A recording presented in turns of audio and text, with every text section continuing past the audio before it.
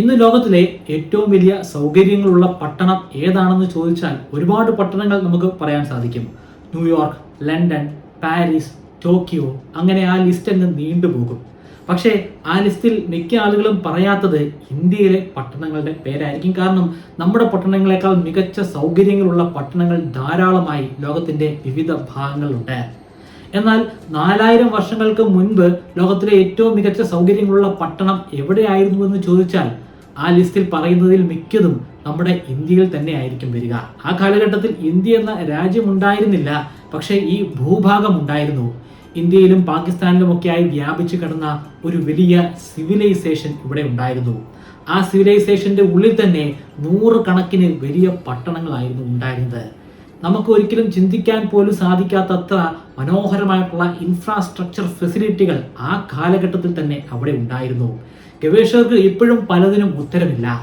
പല സൗകര്യങ്ങളും എങ്ങനെയാണ് അവർ നേടിയെടുത്തതെന്ന് മനസ്സിലാക്കാൻ സാധിക്കുന്നില്ല.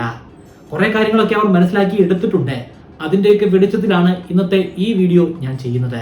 Welcome to the history of one of the greatest and finest civilisation in the entire world, Indus valley civilisation. Sindhu നദിയുടെ ഹൃദയത്തിലേക്ക് നമ്മൾ നീന്തി പോവുകയാണെങ്കിൽ തീർച്ചയായിട്ടും എത്തിച്ചേരാൻ സാധിക്കുന്നത് നമ്മുടെ പൂർവികരുടെ അരികിലേക്കായിരിക്കും. നമ്മുടെ വേരുകൾ അവിടെയാണ് അടക്കം ചെയ്തിരിക്കുന്നത്. നമുക്ക് എല്ലാവർക്കും തന്നെ ആത്മവിശ്വാസത്തോടു കൂടി പറയാൻ സാധിക്കും, നമ്മുടെ പൂർവികർ അവർ ചില്ലറക്കാരായിരുന്നില്ല. നമ്മൾ ഇന്ന് വസിക്കുന്നതിനേക്കാൾ മികച്ച ഇൻഫ്രാസ്ട്രക്ചർ ഫെസിലിറ്റികൾ ആ കാലഘട്ടത്തിൽ പോലും അവർക്കുണ്ടായിരുന്നു. ഈ കാലഘട്ടത്തിൽ നമുക്ക് സാങ്കേതിക വിദ്യയുടെ സഹായമുണ്ട്, പക്ഷെ ഒട്ടും തന്നെ സാങ്കേതിക വിദ്യ വികസിച്ചിട്ടില്ലാത്ത ആ കാലഘട്ടത്തിൽ അവർ അതിമനോഹരമായിട്ടാണ് ജീവിച്ചു പോന്നിരുന്നത്. 1920 വളരെ തിരക്കേറിയ ഒരു ദിവസം പ്രൊഫസർ MS വാട്സ് വളരെയധികം ക്ഷീണിതനാണ്. സമയം വൈകുന്നേരമായിരിക്കുന്നു. വൈകുന്നേരത്തെ സൂര്യപ്രകാശം ഹാരപ്പൻ സിവിലൈസേഷന്റെ അവശിഷ്ടങ്ങൾ വന്ന് പതിക്കുന്നത് അദ്ദേഹത്തിന് വ്യക്തമായി തന്നെ കാണാം. താനിപ്പോൾ കണ്ടുകൊണ്ടിരിക്കുന്നത് ലോകം ഇന്നുവരെ കണ്ടതിൽ വെച്ച് ഏറ്റവും വലിപ്പമേറിയിട്ടുള്ള ഒരു സിവിലൈസേഷൻ ആണെന്ന് അപ്പോൾ അദ്ദേഹം തിരിച്ചറിയുന്നില്ല. ഇതേ സമയം തന്നെ ഇവിടെ നിന്നും കുറേയധികം കിലോമീറ്ററുകൾ അകലെയായിട്ട് മറ്റൊരു പ്രദേശം, ഇവിടെ പ്രൊഫസർ RD ബാനർജി മറ്റൊരു എക്സ്കവേഷൻ നടത്തിക്കൊണ്ടിരിക്കുകയാണ്.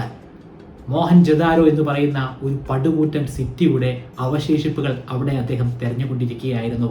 ഹാരപ്പയും മോഹൻജൊദാരോയും ധോലവിരയും ഒക്കെ ഇൻഡസ് വാലി സിവിലൈസേഷനിലെ ഏറ്റവും കൂടുതൽ സൗകര്യങ്ങൾ ഉണ്ടായിരുന്ന ഏറ്റവും വലിപ്പമേറിയിട്ടുള്ള പട്ടണങ്ങളാണ്. അക്കൂട്ടത്തിൽ തന്നെ ഏറ്റവും കൂടുതൽ സൗകര്യം ഉണ്ടായിരുന്ന പട്ടണം മോഹൻജൊദാരോയാണ്. ഇന്നത്തെ പാകിസ്ഥാനിലെ സിന്ധ് പ്രൊവിൻസിലാണ് ആ പ്രദേശം സ്ഥിതി ചെയ്യുന്നത്. ഇന്ന് ആ പ്രദേശത്ത് നോക്കുകയാണെങ്കിൽ അത്തരത്തിലുള്ള ഒരു സിവിലൈസേഷൻ നടന്നിട്ടുള്ള ഒരു പ്രദേശമാണെന്ന് നമുക്ക് വിശ്വസിക്കാൻ തന്നെ സാധിക്കുകയില്ല. ആളൊഴിഞ്ഞു കിടക്കുന്ന ഒരു വലിയ മരുഭൂ പ്രദേശമാണ്. 4000 വർഷങ്ങൾക്ക് മുൻപ് പാകിസ്ഥാൻ പേർഷ്യ ബോർഡറിൽ നിന്ന്, അതായത് പാകിസ്ഥാൻ ഇറാൻ ബോർഡറിൽ നിന്ന് ആളുകൾ ഇവിടെ വന്ന് താമസിക്കുകയായിരുന്നു എന്നാണ് ആർക്കിയോളജിസ്റ്റുകൾ പറയുന്നത്. ഇന്ന് ഒരു മരുഭൂ പ്രദേശമായി കിടക്കുന്നുണ്ടെങ്കിൽ പോലും വർഷങ്ങൾക്ക് മുൻപ്, 4000 വർഷങ്ങൾക്ക് മുമ്പ് ഒരു ചതുരശ്ര കിലോമീറ്ററിൽ തന്നെ 40,000-ഓളം വരുന്ന ആളുകളാണ് തിങ്ങിപ്പാർത്തിരുന്നത്. ഈ സിറ്റിയിലെ ഏറ്റവും വലിയ അട്രാക്ഷൻ അവിടുത്തെ പാതകളാണ്. മെയിൻ പാത അല്ലെങ്കിൽ മെയിൻ സ്ട്രീറ്റിൽ തന്നെ 9 മീറ്ററിൽ അധികം വീതി ഉണ്ടായിരുന്നു. കൂടാതെ ഈ പാതകളൊക്കെ തന്നെയും റൈറ്റ് ആംഗിൾ ഷേപ്പിലാണ് നിർമ്മിച്ചിരിക്കുന്നത്. അതായത് ഒരു ഇടവഴിയിലേക്ക് കയറുന്നത് റൈറ്റ് ആംഗിൾ ആയിട്ടാണ്. നമ്മുടെ ഇന്നത്തെ റോഡുകൾ നോക്കുകയാണെങ്കിൽ വളഞ്ഞായിരിക്കും പോവുക. അതിന് കാരണമുണ്ട്. നമ്മുടെ വാഹനങ്ങൾ അത്തരത്തിൽ വളഞ്ഞ റോഡിലൂടെ പോകാനായിരിക്കും ഏറ്റവും കൂടുതൽ സൗകര്യം. എന്നാൽ അന്ന് ഇത്തരത്തിലുള്ള വാഹനങ്ങളൊന്നും ഉണ്ടായിരുന്നില്ല. ഏറ്റവും കൂടുതൽ സൗകര്യം റൈറ്റ് ആംഗിൾഡ് ആയിട്ടുള്ള പാതകൾ നിർമ്മിക്കാനായിരുന്നു. അതിനു പുറമെ ശക്തമായിട്ടുള്ള കാറ്റടിക്കുകയാണെങ്കിൽ അവിടെ അടങ്ങിയിരിക്കുന്ന വേസ്റ്റുകളും ചപ്പുചവറുകളും ഒക്കെ അവിടെ നിന്നും പറന്ന് വെളിയിലേക്ക് പോകുന്നതാണ്. അത്തരത്തിലായിരുന്നു അത് ഡിസൈൻ ചെയ്തിരിക്കുന്നത്. ഇതിനെല്ലാം ഉപരിയായി അവിടുത്തെ പട്ടണം ഏറ്റവും കൂടുതൽ വേറിട്ട ഒരു പട്ടണമായിട്ട് മാറുന്നത് അവിടുത്തെ ജലസേചനമാണ്. ഈ പട്ടണത്തിൽ അന്ന് 80 പബ്ലിക് ടോയ്ലറ്റുകളാണ് ഉണ്ടായിരുന്നത്. ഏറ്റവും കുറഞ്ഞത് 80 കാണും, കാരണം എക്സ്കവേഷനിലൂടെ 80 എണ്ണം നമ്മൾ കണ്ടെത്തിയിട്ടുണ്ട്. അതിനു പുറമെ ഓരോ വീട്ടിലും ശുചിമുറികൾ ഉണ്ടായിരുന്നു. ആ ഓരോ ശുചിമുറിയിലും പ്രത്യേകമായിട്ട് കിണറുകളും അവർ സ്ഥാപിച്ചിരുന്നു. മലിനജലം ഒഴുകിപ്പോകാനായിട്ട് പ്രത്യേകമായിട്ട് ഡെക്റ്റുകൾ അവർ നിർമ്മിച്ചിട്ടുണ്ടായിരുന്നു. ഓരോ വീടുകളിൽ നിന്നും ആ ഡെക്റ്റുകൾ പോകുന്നത് പാതയിലേക്കാണ്. പാത ഓരത്തായിട്ട് വലിയ രീതിയിലുള്ള കനാലുകൾ ഇതിനുവേണ്ടി ഉപയോഗിച്ചിട്ടുണ്ട്. ആ കനാലിലൂടെ ഈ ജലം ഒഴുകി പട്ടണത്തിന് വെളിയിലേക്ക് പോകുന്നതാണ്. നമ്മുടെ ഇന്നത്തെ പട്ടണത്തിലേക്ക് നമ്മൾ ഇറങ്ങിയാൽ പോലും വേസ്റ്റുകൾ ഇടാൻ സാധിക്കുന്ന രീതിയിലുള്ള വലിയ വേസ്റ്റ് ബിന്നുകൾ കാണുക വളരെ പ്രയാസമാണ്. പക്ഷേ നിരവധി ചുടുകെട്ടുകൾ കൊണ്ട് നിർമ്മിച്ചിട്ടുള്ള വേസ്റ്റ് ബിന്നുകളാണ് ആ കാലഘട്ടത്തിൽ മോഹൻജൊദാരോയിൽ ഉണ്ടായിരുന്നത്. ആ സിറ്റിയുടെ സെൻട്രൽ തന്നെ ഗ്രേറ്റ് ബാത്ത് എന്ന പേരിൽ അറിയപ്പെടുന്ന ഒരു വലിയ കുളം ഉണ്ടായിരുന്നു. ആ കുളത്തിന്റെ വശങ്ങളിലായിട്ട് നിരവധി വാട്ടർ ഫൗണ്ടെയിനുകൾ കാണാൻ സാധിക്കുമായിരുന്നു. നിരവധി ആളുകൾ ആ ഗ്രേറ്റ് ബാത്തിൽ വന്ന് സ്നാനം ചെയ്യുമായിരുന്നു. അവർ കെട്ടിടങ്ങൾ നിർമ്മിക്കാനായി ചെളി കൊണ്ട് നിർമ്മിച്ചിട്ടുള്ള കട്ടകളായിരുന്നു ഉപയോഗിച്ചിരുന്നത്. രണ്ട് തരത്തിലുള്ള കട്ടകൾ അവർ പ്രത്യേകമായിട്ട് ഉപയോഗിച്ചിരുന്നു. ഒന്ന് അഗ്നിക്ക് ഇരയാക്കിയ ചുടുകട്ടകൾ. ആ ചുടുകട്ടകൾ ഉപയോഗിച്ചിട്ടാണ് ഓരോ കെട്ടിടത്തിന്റെയും ഫൗണ്ടേഷൻ അവർ നിർമ്മിക്കുന്നത്. ഭിത്തികൾ കെട്ടിപ്പൊക്കുന്നതൊക്കെ തന്നെയും അഗ്നിക്ക് ഇരയാക്കാത്ത ചെളിക്കട്ടകളാണ്. എങ്കിൽ പോലും ആ ഭിത്തിക്ക് നല്ല ഉറപ്പുണ്ടായിരുന്നു. ആ ഉറപ്പ് അതേപടി പല ഭാഗങ്ങളിലായി ഇപ്പോഴും 4000 വർഷങ്ങൾക്ക് ശേഷവും അവശേഷിക്കുന്നുണ്ട്. ഇൻഡസ് വാലി സിവിലൈസേഷൻ ഇന്ത്യ എന്ന വലിയ രാജ്യത്ത് പൂർണ്ണമായിട്ടും വ്യാപിച്ച് കിടക്കുകയായിരുന്നില്ല. ഇത് പ്രധാനമായിട്ടും ഉണ്ടായിരുന്നത് ഇന്ത്യയുടെ നോർത്ത് ഈസ്റ്റ് ഭാഗത്തും പാകിസ്ഥാനിലുമായിട്ടാണ്. എങ്കിൽ പോലും ഇന്നത്തെ പല രാജ്യങ്ങളുടെയും വലിപ്പത്തിനോട് തുല്യമായിട്ടുള്ള വലിപ്പം ഇതിനുണ്ടായിരുന്നു. ഫ്രാൻസിനേക്കാൾ വലിപ്പം അന്നത്തെ ഇൻഡസ് വാലി സിവിലൈസേഷൻ ഉണ്ടായിരുന്നു. ഹരപ്പയും മോഹൻജൊദാരോയും ഒക്കെ കണ്ടെത്തിയതിനു ശേഷം ഒരു 40 വർഷങ്ങൾ കൂടി കഴിഞ്ഞ് ഗുജറാത്തിൽ ധൊലവീര എന്ന ഗ്രാമത്തിൽ മറ്റൊരു പട്ടണം കൂടി കണ്ടെത്തി. ഇൻഡസ് വാലി സിവിലൈസേഷന്റെ ഭാഗമായിട്ടുള്ള ഒരു പട്ടണം. ധൊലവീര എന്ന ഗ്രാമത്തിലായതുകൊണ്ട് തന്നെ ഈ സിവിലൈസേഷൻ അല്ലെങ്കിൽ ഈ പട്ടണം അറിയപ്പെടുന്നത് ധൊലവീര എന്ന പേരിൽ തന്നെയാണ്. ഈ സിറ്റിക്ക് ഒരുപാട് അട്രാക്ഷൻസ് ഉണ്ട്. ആ കൂട്ടത്തിൽ ഒന്ന് അവിടുത്തെ ഉയരമേറിയ ഭിത്തികളാണ്. കട്ടകൾ കൊണ്ട് നിർമ്മിച്ചിട്ടുള്ള ഈ ഭിത്തിക്ക് 15 മീറ്ററോളം ഉയരമുണ്ട്. ആ ഭിത്തി കൊണ്ടാണ് ആ പട്ടണത്തെ മൊത്തത്തിൽ പൊതിഞ്ഞിരിക്കുന്നത്. ഈ ഭിത്തികളൊക്കെ കെട്ടിപ്പൊക്കാനായി അവർ ഉപയോഗിച്ചിരിക്കുന്ന കട്ടകൾ, ആ കട്ടകൾ നിർമ്മിക്കാനായിട്ട് പ്രത്യേകമായിട്ട് അച്ചുകൾ അവർ നിർമ്മിച്ചിട്ടുണ്ടായിരുന്നു. ഹിമാലയൻ സെഡാർ മരത്തിൽ നിർമ്മിച്ചിട്ടുള്ള ആ അച്ചുകൾ പോലും അവിടെ നിന്ന് കണ്ടെടുക്കാൻ നമുക്ക് സാധിച്ചു. ഏതൊരു സിവിലൈസേഷന്റെയും അടിസ്ഥാനം എന്ന് പറയുന്നത് ജലത്തിന്റെ ലഭ്യതയാണ്. ആ ജലത്തെ ഏറ്റവും മനോഹരമായിട്ട് മാനേജ് ചെയ്യാൻ സാധിച്ചത് ഈ ധൊലവീര പട്ടണത്തിലുള്ള ആളുകളായിരുന്നു. അവിടെ ധാരാളമായി ജലം അവർ ലഭ്യമാക്കി. ആ ജലം ഉപയോഗിച്ച് കൃത്യമായിട്ട് അവരുടെ സ്ട്രീറ്റുകൾ അവർ കഴുകി വൃത്തിയാക്കുമായിരുന്നു. അങ്ങനെ വൃത്തിയാക്കി വരുന്ന വേസ്റ്റ് വാട്ടർ ആ സിറ്റിയുടെ വെളിയിലേക്ക് ഒഴുകി പോകുന്ന തരത്തിലുള്ള ഓവുചാലുകളും അവർ നിർമ്മിച്ചിരുന്നു. ഈ സിറ്റിയിൽ ഇപ്പോഴും നമുക്ക് ഉത്തരം ലഭ്യമാകാത്ത നിരവധി ചോദ്യങ്ങളുണ്ട്. എങ്ങനെയാണ് അത്രയും വലിയ പടുകൂറ്റൻ ഭിത്തികൾ അവർക്ക് നിർമ്മിക്കാൻ സാധ്യമായത്? അവിടെ നിന്നും പല സ്ഥലങ്ങളിലായിട്ട് നമുക്ക് ആഴത്തിലുള്ള വലിയ പിറ്റുകൾ അല്ലെങ്കിൽ കുഴികൾ കണ്ടെത്താൻ സാധ്യമായി. 8 മീറ്റർ ആഴത്തിൽ വരെ എക്സ്കവേഷൻ നടത്തി. എന്നിട്ടും ആ കുഴി ഉള്ളിലേക്ക് ആണ്ടു പോവുകയാണ്. എന്തിനായിരിക്കാം അത്തരത്തിലുള്ള കുഴികൾ അവർ കുഴിച്ചത്? അതിന്റെ ആവശ്യം എന്തായിരുന്നു? എങ്ങനെയാണ് ആ കുഴികൾ അവർക്ക് ആ കാലഘട്ടത്തിൽ കൃത്യമായിട്ടുള്ള വലിപ്പത്തിൽ കുഴിക്കാൻ സാധ്യമായത്? ധാരാളമായി റിസർവോയറുകൾ നമ്മൾ കണ്ടെത്തിയിട്ടുണ്ട്. 16 റിസർവോയറുകളാണ് അവിടെ നിന്ന് കണ്ടെത്തിയിരിക്കുന്നത്. ആ റിസർവോയറുകൾ എങ്ങനെയാണ് അവിടെ പ്രവർത്തിച്ചത്? നമ്മൾ ഇന്നത്തെ ആ ഒരു ധൊലവീര എന്ന പ്രദേശം നോക്കുകയാണെങ്കിൽ വളരെയധികം താപനില കൂടിയിട്ടുള്ള ഒരു മരുഭൂ പ്രദേശമായിട്ട് കാണാൻ സാധിക്കും. ഒരുപാട് ഉപ്പുപാടങ്ങളുണ്ട്. അതായത് ഒരു ഘട്ടത്തിൽ സമുദ്രം കീറിക്കടന്നിരുന്ന ഒരു പ്രദേശമാണ്. അവിടുത്തെ ശക്തമായിട്ടുള്ള താപനില കാരണമാണ് അവിടെ ഉപ്പുപാടങ്ങൾ അവശേഷിച്ചിരിക്കുന്നത്. മനുഷ്യവാസം ഈ കാലഘട്ടത്തിൽ പോലും വളരെയധികം പ്രയാസമേറിയിട്ടുള്ള ഒരു പ്രദേശമാണ്. അവിടെ ഇപ്പോഴും കുറച്ച് ആളുകൾ താമസിക്കുന്നുണ്ട്. അവർക്ക് ജലം ലഭ്യമാകുന്നില്ല. കിണർ കുഴിച്ചാൽ ആ കിണറ്റിൽ നിന്ന് ലഭ്യമാകുന്നത് ഉപ്പുവെള്ളമാണ്. നിങ്ങൾ ഈ വീഡിയോ ഒന്ന് നോക്കുക. ആർക്കിയോളജിസ്റ്റുകൾക്ക് ലഭ്യമായിട്ടുള്ള ഡീറ്റെയിലുകളുടെ അടിസ്ഥാനത്തിൽ നിർമ്മിച്ചിട്ടുള്ള ഒരു ഗ്രാഫിക്കൽ വീഡിയോ ആണ്. 48 ഹെക്ടർ പ്രദേശത്താണ് ഈ വലിയ പട്ടണം വ്യാപിച്ചു കിടക്കുന്നത്. അവിടെ 20,000-ഓളം വരുന്ന ജനങ്ങളുമുണ്ട്. അതിന്റെ നടുവിലായിട്ട് ഒരു വലിയ കോട്ടയുണ്ട്. ആ കോട്ട വലിയ മതിലുകൾ കൊണ്ട് നിർമ്മിച്ചിട്ടുള്ള ഒരു വലിയ കോട്ടയാണ്. സിറ്റിയെ നമുക്ക് രണ്ടായിട്ട് തരംതിരിക്കാം. മുകൾ ഭാഗം വരുന്ന അപ്പർ പാർട്ടും താഴ്ന്ന ഭാഗങ്ങൾ വരുന്ന ലോവർ പാർട്ടും.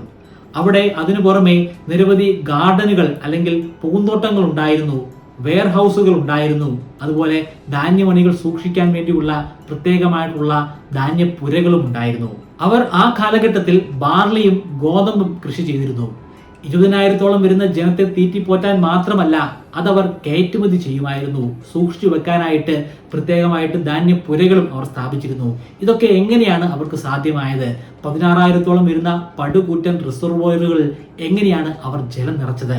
ഇന്നത്തെ കാലത്തിൽ നമുക്ക് അസാധ്യമായിട്ടുള്ള കാര്യങ്ങൾ ആ കാലഘട്ടത്തിൽ എങ്ങനെയാണ് യാഥാർത്ഥ്യമാക്കിയത്? ആദ്യ കാലഘട്ടങ്ങളിൽ ഗവേഷകർക്ക് ഇതിന്റെ ഉത്തരം കണ്ടെത്താൻ സാധിക്കുമായിരുന്നില്ല. പക്ഷേ പിന്നീടുള്ള കാലങ്ങളിൽ ശാസ്ത്രം വളരുകയും ധാരാളമായി സാറ്റലൈറ്റ് ചിത്രങ്ങൾ ലഭ്യമാവുകയും ചെയ്തു. അതിന്റെ അടിസ്ഥാനത്തിൽ നടത്തിയ പഠനങ്ങളിലൂടെ സിന്ധു നദിയുടെ ഒഴുക്ക് ഇപ്രകാരമായിരുന്നില്ല എന്ന് മനസ്സിലാക്കാൻ സാധിച്ചു. സിന്ധു നദി എന്ന് പറയുമ്പോൾ അത് ഒരൊറ്റ നദി മാത്രമല്ല, അതിന് നിരവധി കൈവരികളുണ്ട്. ആ കൈവരികളൊക്കെ വ്യത്യസ്തമായിട്ടുള്ള ദിശകളിലൂടെ ആ കാലഘട്ടത്തിൽ സഞ്ചരിച്ചിരുന്നു. ഇന്ന് നമുക്ക് കാണാൻ സാധിക്കുന്ന പല നദികളും ഇപ്പോൾ ഒഴുകുന്ന രീതിയിലായിരുന്നില്ല ഒഴുകിയിരുന്നത്. നമ്മൾ ഇപ്പോൾ കണ്ടെത്തിയിരിക്കുന്ന സിന്ധു നദീതട സംസ്കാരത്തിന്റെ ഭാഗമായിട്ടുള്ള പട്ടണങ്ങൾ അന്ന് വർഷങ്ങൾക്ക് മുമ്പ് നദി ഒഴുകിയിരുന്ന പ്രദേശങ്ങളിലാണ് ഉണ്ടായിരുന്നത്. നദി തൊട്ടരികിലൂടെ കടന്നു പോയാലും ആ വലിയ റിസർവോയറുകൾ എങ്ങനെയാണ് അവർ ജലം സംഭരിച്ചത്? അത് അവരുടെ ആവശ്യങ്ങൾക്ക് വേണ്ടി ഉപയോഗിക്കാൻ സാധ്യമായത് എങ്ങനെയാണ്? ജൂലൈ മാസമൊക്കെ ആയിക്കഴിഞ്ഞാൽ ശക്തമായിട്ടുള്ള മൺസൂൺ ആണ്. പാകിസ്ഥാനിലൊക്കെ ശക്തമായിട്ടുള്ള പ്രളയങ്ങൾ ആ ഘട്ടങ്ങളിൽ സംഭവിക്കാറുമുണ്ട്. ഈ പ്രളയത്തെയൊക്കെ അവർ എങ്ങനെയാണ് അതിജീവിച്ചത്? നിരന്തരമായിട്ടുള്ള പഠനങ്ങൾക്കൊടുവിൽ, എക്സ്കവേഷനുകൾക്കൊടുവിൽ അതിന്റെ ഉത്തരവും ഗവേഷകർക്ക് കണ്ടെത്താൻ സാധിച്ചു. ഉത്തരം ഡാമുകൾ എന്നാണ്. 4000 വർഷങ്ങൾക്ക് മുൻപ് തന്നെ ഇവിടെ ഡാമുകൾ സ്ഥാപിച്ചിരുന്നു. അവരുടെ പട്ടണത്തിലേക്ക് ജലം കടക്കാത്ത രീതിയിലായിരുന്നു ആ പ്രത്യേക തരത്തിലുള്ള ഡാമുകളുടെ സൃഷ്ടി. അതിന്റെ അവശേഷിപ്പുകൾ ഇപ്പോഴും നമുക്ക് ഡോളബീരയിലും മോഹൻജദാരോയിലും ഒക്കെ കണ്ടെത്താൻ സാധിക്കും. എത്ര വലിയ പ്രളയം സംഭവിച്ചാലും ജലം ഒരിക്കലും ആളുകൾ താമസിക്കുന്ന സ്ഥലത്തേക്ക് എത്തിച്ചേരുകയില്ല. മറിച്ച് ആ ജലം തന്നെ 16 റിസർവോയറുകളിലേക്ക് എത്തിച്ചേരുന്നതാണ്. ഈ 16 റിസർവോയറുകളും പരസ്പരം കണക്റ്റഡ് ആണ്. വലിയ മഴക്കാലം ഉണ്ടാകുമ്പോൾ, പ്രളയം ഉണ്ടാകുമ്പോൾ ഈ റിസർവോയറുകളൊക്കെ തുളുമ്പി വെള്ളം വരുന്നതാണ്. പിന്നീട് ആ നാട്ടിലുള്ള ആളുകൾക്ക് ഒരു വർഷക്കാലം ആ ജലം അവരുടെ ആവശ്യത്തിന് ഉപയോഗിക്കാൻ സാധിക്കുന്നതാണ്. പല റിസർവോയറുകൾക്കും വളരെയധികം ആഴവും വീതിയുമുണ്ട്. 79 മീറ്റർ നീളമുള്ള, 7 മീറ്റർ ആഴമുള്ള വലിയ റിസർവോയറുകൾ വരെ നമ്മൾ അവിടെ നിന്നും കണ്ടെത്തിയിട്ടുണ്ട്. അവർക്ക് അക്വാഡക്റ്റുകൾ സ്ഥാപിക്കാൻ സാധ്യമായിരുന്നു. ഈ വലിയ റിസർവോയറുകളിൽ നിന്നും ഓരോ വീടുകളിലെയും കിണറ്റിലേക്ക് ജലം എത്തുന്ന രീതിയിലാണ് അക്വാഡക്റ്റുകൾ സ്ഥാപിച്ചത്. ഇതിനെല്ലാം പുറമെ അവർ മഴവെള്ളവും സംഭരിക്കുമായിരുന്നു. അതിനുവേണ്ടി പ്രത്യേകമായിട്ടുള്ള ചില നിർമ്മിതികൾ അവരുടെ വലിയ പട്ടണത്തിന്റെ മധ്യഭാഗത്ത് സ്ഥിതി ചെയ്യുന്ന കോട്ടയ്ക്കുള്ളിൽ തന്നെ അവർ സ്ഥാപിച്ചിട്ടുണ്ടായിരുന്നു. ഇങ്ങനെ സംഭരിക്കുന്ന മഴവെള്ളം അവർ റിസർവോയറിലേക്ക് തന്നെ കടത്തി വിടുകയാണ്. അതിനുവേണ്ടി നിർമ്മിച്ചിട്ടുള്ള പല റാമ്പുകളും നമ്മൾ കണ്ടെത്തിയിട്ടുണ്ട്. ഇതിനുവേണ്ടി അവർ നിർമ്മിച്ചിട്ടുള്ള 2 വലിയ ടാങ്കുകളും ഒരു ആഴമേറിയിട്ടുള്ള കിണറും സിറ്റി ഫോർട്ടിന്റെ മധ്യഭാഗത്തായിട്ട് തന്നെ കാണാം. സിറ്റിയുടെ ഉള്ളിൽ തന്നെ വളരെ വിശിഷ്ടമായിട്ടുള്ള ഒരു കിണറും അവർ നിർമ്മിച്ചിരുന്നു. ആരാധിക്കാൻ വേണ്ടി പോലും അവർ ആ കിണർ ഉപയോഗിച്ചിരുന്നു. അവരുടെ ആരാധനയുടെ ഒരു ഭാഗമായിരുന്നു ആ കിണർ. 4 മീറ്ററോളം വ്യാസം ആ കിണറിനുണ്ടായിരുന്നു. 20 മീറ്ററോളം വരുന്ന താഴ്ചയാണ് ആ കിണറിനുള്ളത്. വർഷങ്ങൾക്ക് മുൻപ് സ്ത്രീകൾ നിരന്തരമായി ദിവസവും ഈ കിണറിന്റെ അരികിൽ എത്തിച്ചേരുമായിരുന്നു. അവിടുന്ന് അവർ ജലം ശേഖരിക്കുമായിരുന്നു. ആ ജലം ശേഖരിച്ചതിന്റെ അവശേഷിപ്പുകൾ ഇപ്പോഴും ആ കിണറിന്റെ വക്കത്ത് നിന്നും നമുക്ക് കാണാൻ സാധിക്കും. അവിടെ കയറുകൾ നിരന്തരമായി വലിച്ചതിന്റെ പാടുകൾ വ്യക്തമായിട്ട് തന്നെ ഉണ്ട്. ഈ സിറ്റിയുടെ അരികിലൂടെ കടന്നുപോയത് ഹൊഗാർ ഹക്കൂറ എന്ന ഒരു വലിയ നദിയായിരുന്നു. ആ നദിയുടെ അവശേഷിപ്പുകൾ ഇപ്പോഴും അവിടെ കാണാൻ സാധിക്കും. അവിടെ വലിയ കുളങ്ങളുണ്ട്. ആ കുളങ്ങൾ ശാസ്ത്രീയമായിട്ട് അവിടെ ഉണ്ടാകാൻ പാടില്ല. പക്ഷേ മുമ്പെപ്പോഴോ ഒരു നദി ഇതുവഴി കടന്നു പോയിട്ടുണ്ടെങ്കിൽ സ്വാഭാവികമായിട്ടും ഒരു ചെറിയ ഭാഗം കുളമായിട്ട് മാറുന്നതാണ്. അത്തരത്തിലുള്ള കുളങ്ങളാണ് അവിടെ നിന്നും കണ്ടെത്തിയിരിക്കുന്നത്. അതിനോട് ചേർന്ന് കിടക്കുന്ന പ്രദേശങ്ങളിൽ ശാസ്ത്രീയമായിട്ടുള്ള പഠനങ്ങൾ നടത്തിയിട്ടുണ്ട്. ആ പഠനങ്ങളിലൂടെ വർഷങ്ങളോളം നിരന്തരമായി ജലം ഒഴുകിപ്പോയിട്ടുള്ള ഒരു പ്രദേശമാണ്, അല്ലെങ്കിൽ റിവർ ബാങ്ക് ആണ് അതെന്ന് നമുക്ക് ഉറപ്പിക്കാൻ സാധിച്ചിട്ടുണ്ട്. കൊലംബിയയിലെ ജനങ്ങൾ ആ നദി ഉപയോഗിച്ചിരുന്നു എന്നതിന്റെ തെളിവുകളും ലഭ്യമായി. അവിടെ നിന്നും അവർ നിർമ്മിച്ചിട്ടുള്ള ഡാമുകളുടെ അവശേഷിപ്പുകളാണ് കണ്ടെത്തിയത്. പിന്നീട് എങ്ങനെയാണ് ഈ വലിയ നദി അവിടെ ഇല്ലാതെയായി മാറിയത്? ഗവേഷകർ പ്രപ്പോസ് ചെയ്യുന്നത് ഒരു തിയറിയാണ്. ഒരു വലിയ ഭൂകമ്പം. ആ വലിയ ഭൂകമ്പത്തെ തുടർന്ന് ആ നദിയുടെ ദിശ മാറുകയായിരുന്നു. പടിഞ്ഞാറ് ഭാഗത്തേക്ക് ഒഴുകിയിരുന്ന ആ നദി പിന്നീട് കിഴക്ക് ഭാഗത്തേക്ക് ഒഴുകാൻ തുടങ്ങി. ഇന്നത്തെ ഗംഗാ നദി ഒഴുകുന്ന ആ പ്രദേശത്തൂടെ ഒഴുകാൻ തുടങ്ങി. ധാരാളമായി അവിടെ നദി ഉണ്ടാകുന്നത് ഈ ഒരു ഘട്ടത്തിലാണ്. ഈ പ്രദേശത്തേക്ക് നദിയുടെ ഒഴുക്ക് ഇല്ലാതെയായി. പക്ഷേ ഇപ്പോഴും ഭൂമിയുടെ അടിയിലൂടെ ആ പ്രദേശത്തൂടെ ജലം ഒഴുകുന്നുണ്ട്. ഞാൻ പറഞ്ഞു, ആ പ്രദേശത്ത് എല്ലാ ഭാഗത്തു നിന്നും ലഭ്യമാകുന്നത് ഉപ്പ് ജലമാണെന്ന്. പക്ഷേ അന്ന് നദി ഒഴുകിയിരുന്നു എന്ന് പറയപ്പെടുന്ന ആ പ്രദേശത്ത് കുഴിക്കുമ്പോൾ അവിടെ നിന്ന് മാത്രം ലഭ്യമാകുന്നത് ശുദ്ധജലമാണ്. അവിടെ കിണറുകൾ കുത്തി അവിടെ നിന്നും ജലം ആളുകൾ ഇപ്പോൾ സമാഹരിക്കുന്നുണ്ട്. അതുപയോഗിച്ച് അവർ കൃഷിയും ചെയ്യുന്നുണ്ട്. ഗോതമ്പും ബാർലിയും മാത്രമായിരുന്നില്ല ഡോളവീരിലെ ജനങ്ങൾ കൃഷി ചെയ്തിരുന്നത്. അവർ പരുത്തി കൃഷി ചെയ്യുമായിരുന്നു. ആ പരുത്തി ഉപയോഗിച്ചിട്ട് അവർ വസ്ത്രങ്ങൾ നിർമ്മിക്കുമായിരുന്നു. അതിനു പുറമെ അവർ ധാരാളമായി ജ്വല്ലറികൾ നിർമ്മിക്കുമായിരുന്നു. പ്രധാനമായിട്ടും അവർ അതിനുവേണ്ടി ഉപയോഗിക്കുന്നത് ആനയുടെ കൊമ്പുകളാണ്. മറ്റ് പല വിശിഷ്ട കല്ലുകൾ ഉപയോഗിച്ചിട്ടും അവർ ഓർണമെന്റ്സ് നിർമ്മിക്കുമായിരുന്നു. ആ ഓർണമെന്റ്സ് ഒക്കെ ഇപ്പോഴും നമുക്ക് ലഭ്യമായിട്ടുണ്ട്. ഒരു വലിയ ബ്രാൻഡ് ആയിരുന്നു ആ കാലഘട്ടത്തിൽ ഹാരപ്പ സിവിലൈസേഷൻ അല്ലെങ്കിൽ സിന്ധു നദീതട സംസ്കാരം. ഇന്ന് നമ്മൾ മേക്ക് ഇൻ ഇന്ത്യ അല്ലെങ്കിൽ made in USA, made in Japan എന്നൊക്കെ പറയുമല്ലോ, അതുപോലെ തന്നെ അവർക്കും ഒരു ബ്രാൻഡ് ഉണ്ടായിരുന്നു. അവരുടെ പ്രോഡക്റ്റുകൾ തന്നെയാണെന്ന് ഉറപ്പു വരുത്താനായി അവർ പ്രത്യേകമായിട്ട് സീലുകൾ നിർമ്മിച്ചിരുന്നു. 2000-ഓളം വരുന്ന സീലുകളാണ് ഇതുവരെയായിട്ടും നമുക്ക് അവിടെ നിന്നും കണ്ടെത്താൻ സാധിച്ചിട്ടുള്ളത്. അതിൽ പ്രത്യേകമായിട്ട് ആലേഖനം ചെയ്തിരിക്കുന്ന ചില സിംബലുകൾ ഉണ്ടായിരുന്നു. കൂടാതെ ചില മൃഗങ്ങളുടെ രൂപങ്ങളും കൊത്തിവെച്ചിട്ടുണ്ടായിരുന്നു. പ്രധാനമായും പശുവിന്റെയും പോത്തിന്റെയും മുതലയുടെയും രൂപങ്ങളാണ് അവർ കൊത്തിവെച്ചിരുന്നത്. മെസപ്പൊട്ടോമിയയുമായിട്ട് വലിയ രീതിയിലുള്ള ഒരു വ്യാപാര ബന്ധം ആ കാലഘട്ടത്തിൽ അവർ സ്ഥാപിച്ചിരുന്നു. മെസപ്പൊട്ടോമിയ വളരെയധികം അകലെ സ്ഥിതി ചെയ്യുന്ന ഒരു രാജ്യമാണ്. അവരുമായിട്ട് വ്യാപാരം നടത്തുമ്പോൾ കൃത്യമായിട്ടുള്ള കോൺട്രാക്ട് ഉണ്ടായിരിക്കേണ്ടതാണ്. അവർ കോൺട്രാക്റ്റും നിർമ്മിച്ചു. അതേ കോൺട്രാക്റ്റിന്റെ തന്നെ അവശേഷിപ്പുകൾ നമുക്ക് ഇപ്പോഴും മെസപ്പൊട്ടോമിയയിൽ നിന്നും കണ്ടെത്താൻ സാധിക്കും. പക്ഷേ ഇതുവരെയായിട്ടും സിന്ധു നദീതട സംസ്കാരത്തിൽ നിന്നും ഉരുത്തിരിഞ്ഞു വന്ന പുസ്തകങ്ങൾ ഒന്നും തന്നെ കണ്ടെത്താൻ സാധിച്ചിട്ടില്ല. ആ കാലഘട്ടത്തിൽ കവികൾ ഉണ്ടായിരുന്നില്ലേ, കഥാകൃത്തുകൾ ഉണ്ടായിരുന്നില്ലേ, അല്ലെങ്കിൽ ചരിത്രകാരന്മാർ ഉണ്ടായിരുന്നില്ലേ? എല്ലാ സിവിലൈസേഷനിലും അപ്രകാരമുള്ള ആളുകളുണ്ട്. പക്ഷേ ഇവിടെ നിന്നും എന്തുകൊണ്ടാണ് നമുക്ക് കണ്ടെത്താൻ സാധിക്കാതെ പോയത്? അങ്ങനെയുള്ള പുസ്തകങ്ങൾ കണ്ടെത്താൻ സാധിച്ചിരുന്നുവെങ്കിൽ അവരുടെ ലിപി പഠിക്കാൻ നമുക്ക് സാധിക്കുമായിരുന്നു. ഇപ്പോൾ ശാസ്ത്ര സാങ്കേതിക വിദ്യ ഒരുപാട് വികസിച്ചിട്ടുണ്ട്. നമുക്ക് ഒരു ടെക്സ്റ്റ് കിട്ടിയാൽ മതി. ആ ടെക്സ്റ്റിന്റെ അടിസ്ഥാനത്തിൽ അവരുടെ ഭാഷ എങ്ങനെയാണെന്നും അവർ എന്തൊക്കെ ആശയവിനിമയങ്ങളാണ് നടത്തിയതെന്നും മനസ്സിലാക്കാൻ സാധിക്കും. അങ്ങനെയാണ് നമ്മൾ മെസപ്പൊട്ടോമിയൻ സംസ്കാരത്തെക്കുറിച്ച് പഠിച്ചത്. ഈജിപ്ഷ്യൻ സംസ്കാരത്തെക്കുറിച്ചും പഠിച്ചതും അപ്രകാരം തന്നെയാണ്. ഇവിടെ നിന്ന് ധാരാളമായി ചിഹ്നങ്ങൾ കണ്ടെത്താൻ സാധിച്ചിട്ടുണ്ട്. അത് അവരുടെ ഭാഷയിലെ ലിപിയാണോ എന്ന് ചോദിച്ചാൽ അതിന് ഉത്തരമില്ല. ലിപിയാണെന്ന് ഉറപ്പുവരുത്തണമെങ്കിൽ ടെക്സ്റ്റുകൾ കണ്ടെത്തണമായിരുന്നു. 1999 വളരെ നിർണായകമായിട്ടുള്ള ഒരു സൂചന കൂടി അവർക്ക് ലഭ്യമായി ഡോളവീരയിൽ നിന്നും. അവിടെ പരിവേഷണങ്ങൾ നടത്തിക്കൊണ്ടിരിക്കുകയായിരുന്നു. അതിനിടയിലാണ് ടെക്സ്റ്റ് എന്ന് തോന്നിപ്പിക്കുന്ന തരത്തിലുള്ള ചില വസ്തുക്കൾ അവിടെ നിന്നും കിട്ടുന്നത്.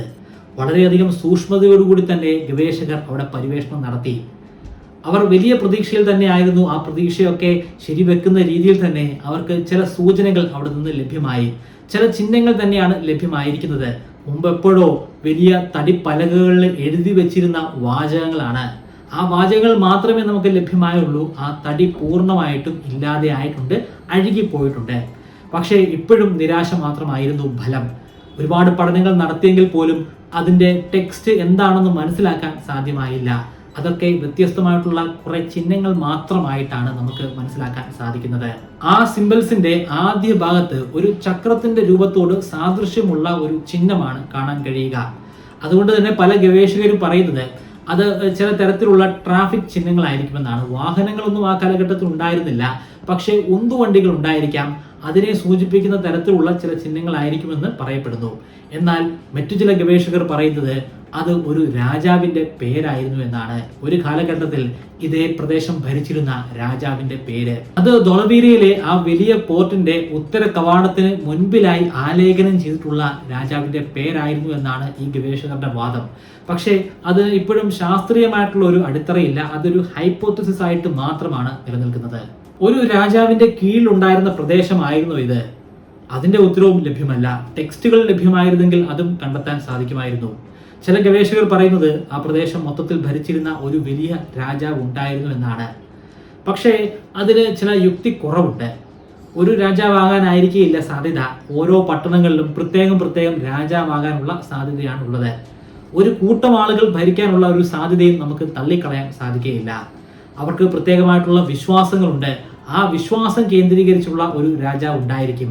അവർക്ക് വ്യാപാരങ്ങൾ നടത്താൻ സാധിക്കുന്നുണ്ടായിരുന്നു. വ്യാപാരവുമായി ബന്ധപ്പെട്ടിട്ട് ഏറ്റവും ഉന്നതിയിൽ നിൽക്കുന്ന ഒരു രാജാവോ അല്ലെങ്കിൽ ഒരു വിഭാഗം ആളുകളോ ഉണ്ടായിരുന്നിരിക്കാം. അവർ ധാരാളമായി കൃഷി ചെയ്തിരുന്നു. ആ കൃഷിയുമായി ബന്ധപ്പെട്ടിട്ടും ഒരു രാജാവോ അല്ലെങ്കിൽ ഒരു കൂട്ടം ആളുകളോ ഉണ്ടായിരിക്കാം. ഈ പട്ടണത്തിൽ ഉണ്ടായിരുന്ന ആളുകൾ സ്കൗട്ടുകളെ നിയമിച്ചിരുന്നു. പട്ടണത്തിന് വെളിയിൽ എന്താണ് സംഭവിക്കുന്നതെന്ന് അറിയാൻ വേണ്ടിയാണ് സ്കൗട്ടുകളെ ഇവർ അയക്കുന്നത്. സ്കൗട്ടുകൾ പല സ്ഥലങ്ങളിൽ പോയി മറ്റുള്ള പട്ടണത്തിലുള്ള ആ രാജാവ് അല്ലെങ്കിൽ അവിടുത്തെ രാജ്യഭരണങ്ങൾ നടപ്പിലാക്കുന്ന ആളുകളെ നേരിട്ട് കാണുന്നു. അവരുമായിട്ട് ചില സന്ധി സംഭാഷണങ്ങൾ ഉണ്ടാക്കിയെടുക്കുന്നു. യുദ്ധങ്ങൾ നടന്നതായിട്ടുള്ള തെളിവുകളൊന്നും ലഭ്യമായിട്ടില്ല, പക്ഷേ അവരുമായിട്ട് വ്യാപാര ബന്ധം പുലർത്തുകയാണ്. അങ്ങനെ ഒരുപാട് യാത്രകൾ ചെയ്തതിനു ശേഷമാണ് ഒടുവിൽ അവർക്ക് മെസൊപ്പൊട്ടോമിയ എന്ന് പറയുന്ന വലിയൊരു പട്ടണത്തിൽ അല്ലെങ്കിൽ ഒരു നഗരത്തിൽ എത്തിച്ചേരാൻ സാധിച്ചത്. അവിടുത്തെ ആളുകളുമായിട്ട് സംവദിച്ചതിന് ശേഷമാണ് അവരുമായിട്ട് ഒരു വ്യാപാര ബന്ധം ആരംഭിക്കുന്നത്. ഇറാനിലും ഇറാഖിലും മാത്രമല്ല, ബലൂചിസ്ഥാനിലും അഫ്ഗാനിസ്ഥാനിലും ഒക്കെ ഇവർ ആളുകളെ കണ്ടു, അവരുമായിട്ട് വ്യാപാര ബന്ധങ്ങൾ നടത്തിയിട്ടുമുണ്ട്. പക്ഷേ വലിയ അളവിലുള്ള വ്യാപാരം എങ്ങനെയാണ് സാധ്യമാവുക? പാതയിലൂടെ കൊണ്ടുപോവുക വളരെ പ്രയാസമാണ്. ആ കാലഘട്ടത്തിൽ അങ്ങനെ കൃത്യമായിട്ടുള്ള ഒരു പാതയൊന്നുമില്ല.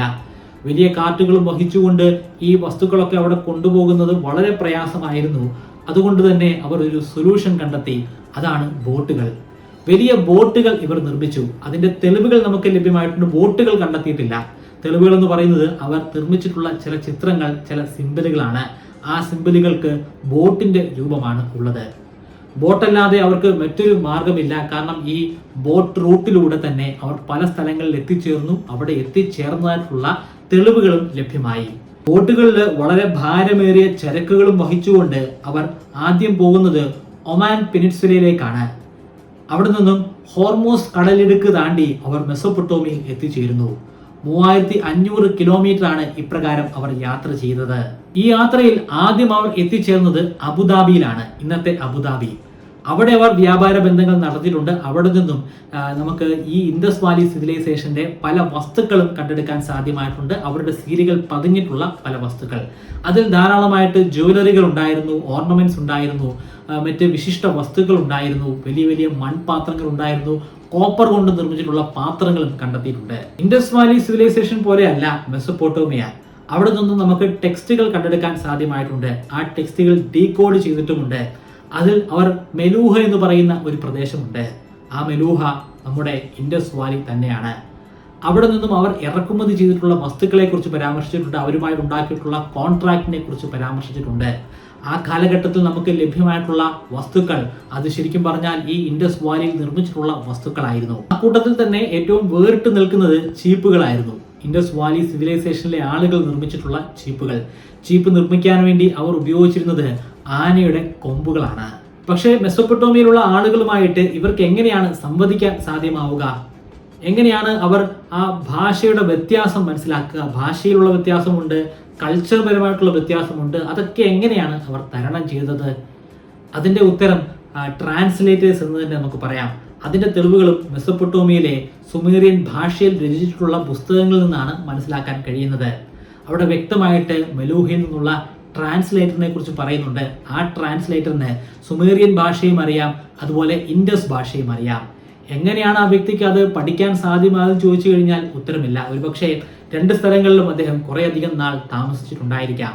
എന്തായാലും അദ്ദേഹത്തിന്റെ നേതൃത്വത്തിലായിരുന്നു ഈ കച്ചവടങ്ങളൊക്കെ നടന്നത്. മെസൊപ്പൊട്ടോമിയയിൽ നിന്ന് മാത്രമല്ല ഇൻഡസ് വാലിയിലെ വസ്തുക്കൾ കിട്ടിയിട്ടുള്ളത്, ബഹറിൽ നിന്ന് കിട്ടിയിട്ടുണ്ട്. 645 ചതുരശ്ര കിലോമീറ്ററിലായിട്ട് വ്യാപിച്ചു കിടക്കുന്ന ഒരു വലിയ പ്രദേശം. ആ പ്രദേശത്തിന്റെ വിവിധ ഭാഗങ്ങളിൽ നിന്ന് പലപ്പോഴായിട്ട് ഇൻഡസ് വാലിയിൽ നിർമ്മിച്ചിട്ടുള്ള 1000-ഓളം വരുന്ന ടൂളുകളാണ് ഗവേഷകർക്ക് കണ്ടെടുക്കാൻ സാധിച്ചത്. 1800 BC വരെയുള്ള മെസൊപ്പൊട്ടോമിയൻ ടെക്സ്റ്റുകളിൽ മെലൂഹയെ കുറിച്ച് പ്രതിപാദിക്കുന്നുണ്ട്. അതിനുശേഷം ഒരു വാക്കുപോലും മെലൂഹയെ കുറിച്ച് പറയുന്നില്ല. അതിന്റെ അർത്ഥം ആ ഒരു കാലഘട്ടത്തോടു കൂടി മെലൂഹ അല്ലെങ്കിൽ ഇൻഡസ് വാലി സിവിലൈസേഷൻ അവസാനിച്ചു. അതിന്റെ കാരണം എന്താണെന്ന് ചോദിച്ചു കഴിഞ്ഞാൽ ഒരുപാട് കാരണങ്ങൾ നമുക്ക് പറയാൻ സാധിക്കും. പ്രധാനമായിട്ടും നദിയിൽ ഉണ്ടായിട്ടുള്ള ഈ മാറ്റമാണ്. നദിയുടെ ജലം അവിടെ എത്തിച്ചേരാത്തതിനെ തുടർന്ന് ജലത്തിന്റെ വലിയ സ്കേഴ്സിറ്റി ഉണ്ടാകുന്നു. ആളുകൾക്ക് ജലം ലഭ്യമായില്ലെങ്കിൽ ജലം ലഭ്യമാകുന്ന സ്ഥലത്തേക്ക് അവർ മാറി താമസിക്കും. അതിനുവേണ്ടി അവർ വീട് ഉപേക്ഷിക്കാനും തയ്യാറാകുന്നതാണ്. കാരണം ജലമാണല്ലോ എല്ലാത്തിൻ്റെയും അടിസ്ഥാനം. ജലവും വായുവും ഒക്കെ കഴിഞ്ഞാൽ മാത്രമേ നമുക്ക് വീട് എന്ന് പറയുന്ന ആ ഇൻഫ്രാസ്ട്രക്ചർ വരികയുള്ളൂ. കുറേ വർഷങ്ങൾക്ക് മുൻപ് ഗവേഷകർ പറയുന്നത് ആര്യൻ ഇൻവേഷനിലൂടെയാണ് ഈ ഇൻഡസ് വാലി സിവിലൈസേഷൻ തുടച്ചു നീക്കപ്പെട്ടതെന്നാണ്.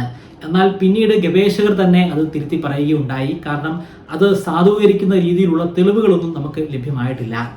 എങ്ങനെയാണ് ആ ആര്യൻ ഇൻവേഷൻ അല്ലെങ്കിൽ ആര്യൻ മൈഗ്രേഷൻ ഇവിടെ സംഭവിച്ചത്, എന്തുകൊണ്ട് ആര്യൻ ഇൻവേഷൻ തെറ്റാണെന്നൊക്കെ വിവരിക്കുന്ന ഒരു വീഡിയോ ഞാൻ പ്രത്യേകമായിട്ട് ചെയ്തിട്ടുണ്ട്. അതുകൊണ്ട് ആ കാര്യങ്ങൾ ഇവിടെ ഞാൻ പരാമർശിക്കുന്നില്ല. താല്പര്യമുള്ളവർക്ക് വേണ്ടി അതിന്റെ ലിങ്ക് ഞാൻ ഐ ബട്ടണിലും ഡിസ്ക്രിപ്ഷനിലും കൊടുക്കുന്നുണ്ട്, പരിശോധിക്കാവുന്നതാണ്. ആര്യൻ എന്നുള്ള പേര് നമ്മൾ പിന്നീട് ചാർത്തി കൊടുത്തതാണെങ്കിൽ പോലും സെൻട്രൽ ഏഷ്യയിൽ നിന്നും ഏതാണ്ട് ആ കാലഘട്ടത്തിൽ തന്നെ, അതായത് ഈ ഇൻഡസ് വാലി സിവിലൈസേഷൻ ഇല്ലാതെയാകുന്ന കാലഘട്ടത്തിൽ തന്നെ ആളുകൾ എത്തിച്ചേർന്നിട്ടുണ്ട്. അവർ കൊണ്ടുവന്ന ഭാഷയാണ് സംസ്കൃത ഭാഷ. അത് ഇന്നത്തെ രൂപത്തിലുള്ള സംസ്കൃത ഭാഷയാണെന്നും പറയാൻ സാധിക്കുകയില്ല. അതിന്റെ തുടക്കം എന്ന് പറയാൻ സാധിക്കുന്ന ഭാഷയാണ്. ആ സംസ്കൃത ഭാഷ പിന്നീട് വളർന്നു വലുതാകുന്നത് ഇന്ത്യയിൽ എത്തിച്ചേർന്നതിന് ശേഷമാണ്. പക്ഷേ അതിനു മുൻപ് തന്നെ അവർ വേദങ്ങൾ എഴുതി തുടങ്ങിയിരുന്നു. ഇന്ത്യയിൽ എത്തുന്നതിന് മുൻപ് തന്നെ ആദ്യ വേദം രചിക്കപ്പെട്ടിരുന്നു. അതിനെക്കുറിച്ചും ഞാൻ മുമ്പ് പറഞ്ഞ അതേ വീഡിയോയിൽ തന്നെ പരാമർശിച്ചിട്ടുണ്ട്. ഒരു സുപ്രഭാതത്തിൽ പെട്ടെന്ന് ഒരു നഗരത്തിലുള്ള ആളുകൾ അവിടെ നിന്നും പോവുകയായിരുന്നില്ല. വർഷങ്ങൾ കൊണ്ടാണ് അവിടെ ഉണ്ടായിരുന്ന ആളുകൾ മറ്റു പല സ്ഥലങ്ങളിലേക്ക് പോയത്. കുറെ അധികം ആളുകൾ സൗത്ത് ഇന്ത്യയിലേക്കാണ് വന്നത്. ആ സൗത്ത് ഇന്ത്യയിലേക്ക് എത്തിച്ചേർന്ന ആളുകളുടെ പിൻഗാമികളാണ് നമ്മൾ ഓരോരുത്തരും. നമ്മളെല്ലാം നേരിട്ട് അവരിൽ നിന്ന് തന്നെ ഉണ്ടായതാണെന്നും പറയാൻ സാധിക്കുകയില്ല. ഇവിടെ എത്തിയതിനു ശേഷം ഇവിടേക്ക് പിന്നീടും വർഷങ്ങൾ കഴിഞ്ഞ് എത്തിച്ചേർന്നിട്ടുള്ള പല ആളുകളുണ്ട്, പല ഗ്രൂപ്പുകളുണ്ട്. ആ ഗ്രൂപ്പുകളുമായിട്ടൊക്കെ ചേർന്നിട്ടുള്ള വിഭാഗത്തിൽ പെട്ടുന്ന ആളുകളാണ് നമ്മൾ. അതായത് ജാതി കൊണ്ട് നമ്മളെല്ലാം വേർതിരിക്കുന്നുണ്ടെങ്കിൽ പോലും നമ്മളെല്ലാവരും ഒന്നാണ്. നമ്മുടെ DNA അടങ്ങിയിരിക്കുന്ന കാര്യങ്ങളും ഒന്നു തന്നെയാണ്. കുറെ അധികം ആളുകൾ ജലം തേടി പോയത് ഗംഗയുടെ സമതലങ്ങളിലേക്കായിരുന്നു. അവിടെ അവർ പോയി താമസിച്ച് കൃഷി ചെയ്ത് ജീവിച്ചു.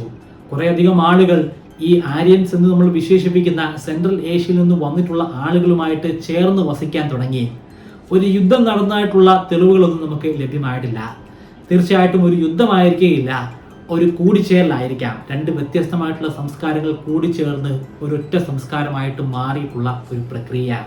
നമ്മൾ ഹിന്ദുയിസം എന്നൊക്കെ പറയുന്ന ആ ഒരു സംസ്കാരം അല്ലെങ്കിൽ ആ ഒരു മതം ഉണ്ടായി വന്നത് തന്നെ ഈ ഒരു കൂടിച്ചേരലിലൂടെയാണ്. അത് തീർച്ചയായിട്ടും സെൻട്രൽ ഏഷ്യയിൽ നിന്ന് വന്നിട്ടുള്ള ആളുകൾക്ക് മാത്രം സ്വന്തമല്ല.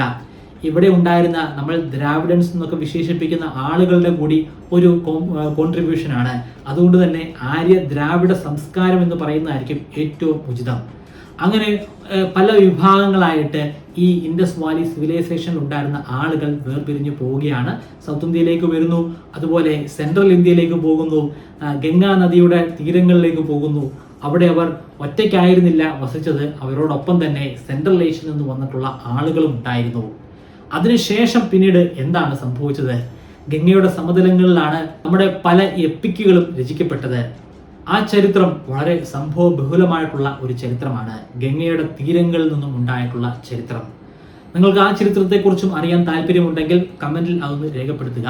ഈ വീഡിയോ ഇഷ്ടപ്പെട്ടെങ്കിൽ വീഡിയോ ലൈക്ക് ചെയ്യുക. കൂടുതൽ ആളുകൾക്ക് ഇത്തരത്തിലുള്ള വീഡിയോ കാണാൻ താല്പര്യമുള്ള ആളുകൾക്ക് ഇതൊന്ന് ഷെയർ ചെയ്ത് കൊടുക്കുക.